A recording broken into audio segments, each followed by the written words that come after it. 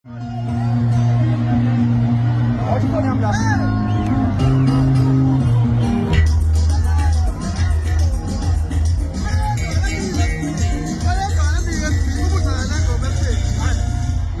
isendile ingoma eyodwa 1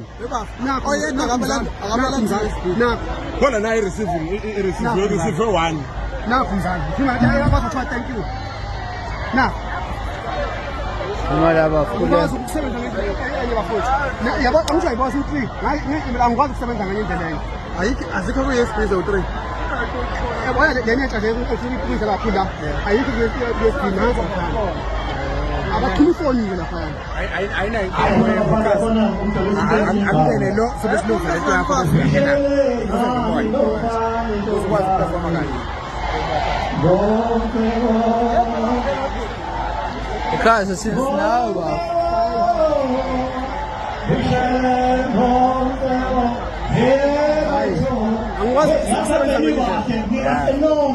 angikwazi ukusebenza ngendlela kwathiwa simele immediately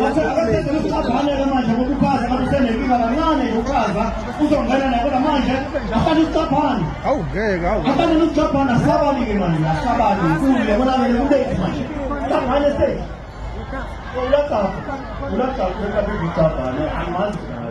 ongomunye wabahleli bomcimbi impucuzo Maskandi Festival interview yakhona about 30 minutes njengoba kunomcimbi omkhulu ngey'date zika-August 2025 lapha e-People's Park eThekwini kunezinto ezimbalwa kade efuna ukuzoyicacisa noma besingekho isidingo sokuthi mhlawumbe akwenze lokho kodwa-ke kunezinto abonile ukuthi ey'ncanyana kumele athi ukuzophawula kuzo aphefumule uyena futhi King Zoso kwaba na interview nayo insizwa laphana isweet uGcabashe ojele ukuncolisana noMbeje laphana ko-TikTok ungobunye abantu-ke ababe nama-challenges ukuthi begcine bedlala bengena estage uchazile-ke lapho usweet ukuthi-ke inkinga kube yini akuveza ukuthi hhayi ushawe isikhathi ingakho kugcine engenzakalanga kodwa lapha kuneposti eyenzeke ngosuku okade kune-event or after i-event impucuzeko lapha ukhaza ayichaza khona ngezinto ezimbalwa ebala nayo ukuthi nakho bekwenzeka e-backstage ngicabanga ukuthi kuzoba impendulo kwababuzayo nabe befisa okwazi ukuthi kwenzakaleni izinkinga ziqale ngami impela ngicela ningaphusi iso kubhuti Xolani Sibumcineka akulona iphutha lakhe leli and akulona elami uma uhlela umcimbi kuneminxa eminingi eyahlukene emelela abantu abehlukene engicabanga ukuthi naye benebanga lakhe ebelibambile ngiyakuveza nje lokhu ukwenzela ubufakazi nokubukeka sengathi angikho professional umsebenzi wami cha ngakwenza konke okwathiwa asikwenze singabaculi lokhu-ke okungehlele ngikuthatha njengohambo obekufanele ngikuhambe empilweni yomculo angilindele ukuthi impumulo yami ize kalula ngoba kumele kube khona engiyokhuluma emlandweni nokuthi okwenzakalile akusho ukuthi umcimbi awuhambanga kahle cha uhambe kahle kakhulu futhi nabantu baphume in numbers ukuzokweseka bekusezingeni besides lamathiza angatheni so le post engiyifundayo-ke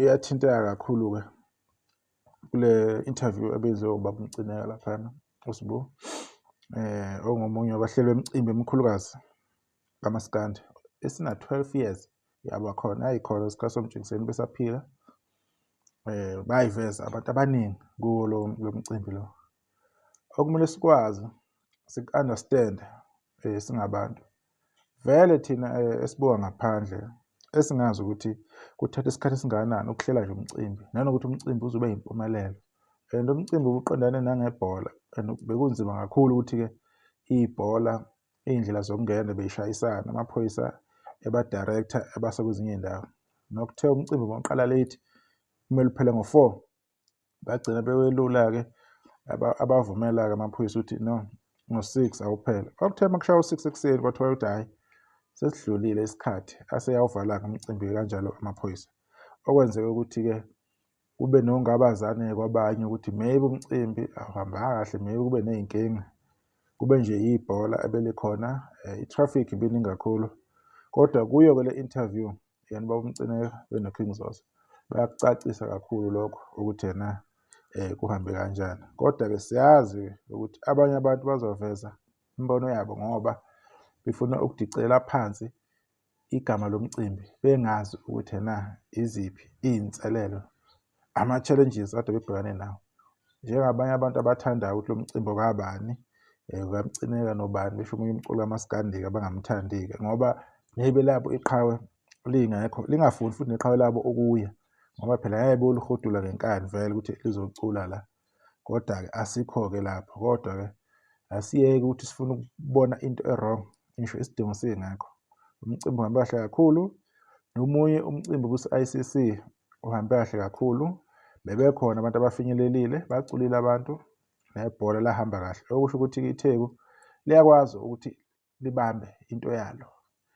Amaphoyisa, i-security team esuke ikhona, indlela ukuthi iyohlaliseka kanjani, abaculi ukuthi behambe from one event to another event. Okusho ukuthi iTheku mhlawumbe-ke lisebenza kahle kakhulu lokho. Okuyona nto okumele siyishayele ihlombe ukuthi-ke iyenzekile esifundazweni esigaka okwiKwaZulu Natal. Sibheke ama-positives, singabheki ukuthi iqhawe lokuthi belingekho ngoba phela belingekho belingathanda. Kube belithanda belizoba khona. Yingakho-ke imicimbi singamele sihlale sibheke izinto eyi-negative ngaso sonke isikhathi, izinto ezi-wrong ngoba thina okwethu ukuncoma, sinxenxe abantu ukuthi imicimbi enjengale beyiphe ithuba, bazi ukuthi ibaphatheleni abantu, bazi ukuthi lo mcimbi mkhulu kangakanani.